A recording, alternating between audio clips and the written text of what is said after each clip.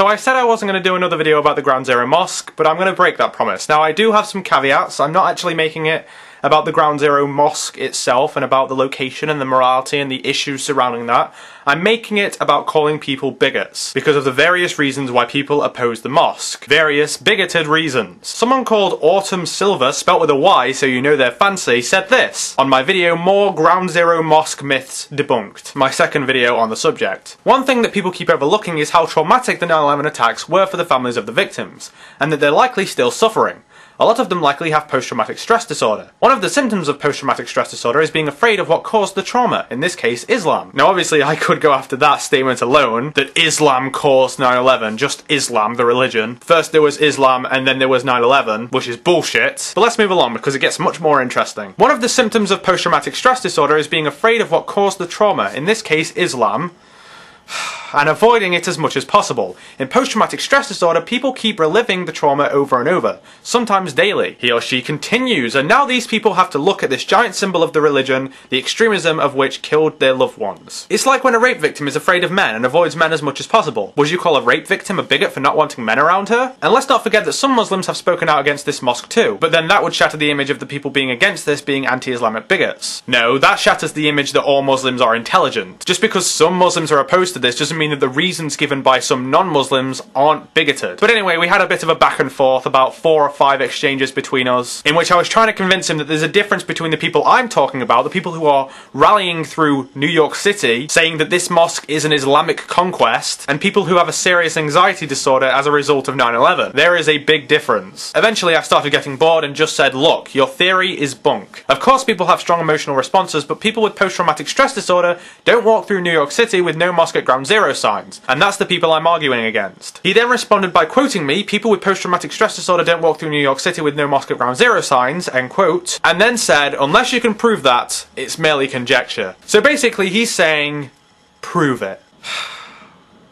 Okay. On the National Institute for Mental Health website, under the heading, What are the symptoms of post-traumatic stress disorder? It says this. Post-traumatic stress disorder can cause many symptoms. These symptoms can be grouped into 3 categories. Number 1, re-experiencing symptoms. Flashbacks, bad dreams, frightening thoughts. Re-experiencing symptoms may cause problems in a person's everyday routine. They can start from a person's own thoughts and feelings. Words, objects, and situations that are reminders of the event can also trigger re-experiencing. So for instance, if someone had post-traumatic stress disorder as a result of 9/11, their own thoughts and feelings, or words, objects, or situations that are reminders of the event could trigger flashbacks, bad dreams, or frightening thoughts. Does that sound like these people? Why do they want to put it here? I think it's just a spit in our face. I think Al-Qaeda's laughing at us. American politicians now regularly make the kind of dimmy noises about diversity as an excuse for Islamization.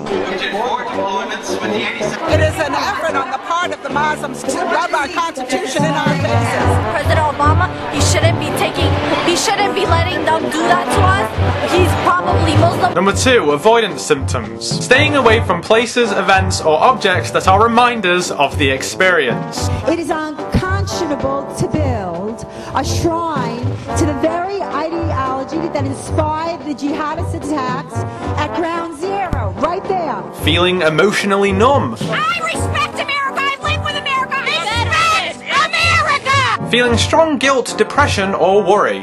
First off, the group building it, they're named the Cordoba, and that's after a place in Spain that was overtaken by jihadists, basically. Oh, and get this, having trouble remembering the dangerous event. America, where are you on this? Where are you?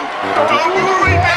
Things that remind a person of the traumatic event can trigger avoidance symptoms. These symptoms may cause a person to change his or her personal routine. For example, after a bad car accident, a person who usually drives may avoid driving or riding in a car. So, avoidance symptoms. I'm guessing, and this is just a hunch, I'm not a doctor, I would have thought that people with post-traumatic stress disorder as a result of witnessing or being part of or just being affected by 9/11 wouldn't be able to go anywhere near Ground Zero. Number 3, hyperarousal symptoms. Being easily startled. feeling tense or on edge, having difficulty sleeping, and or having angry outbursts. Now okay, this may be evident with the people we're looking at, but listen closely children. Hyperarousal symptoms are usually constant, instead of being triggered by things that remind one of the traumatic event. These symptoms may make it hard to do daily tasks, such as sleeping, eating, or concentrating. So unless these people are sitting at home, tense as hell, can't eat, can't sleep, angrily shouting at family members all the fucking time, you're full of shit, Autumn Silver. Don't try and work up sympathy for these dickheads. I'm not doubting at all that there are probably a lot of people who have post-traumatic stress disorder as a result of the September 11th attacks. But I'm not talking about those people. I'm talking about these people. God bless America!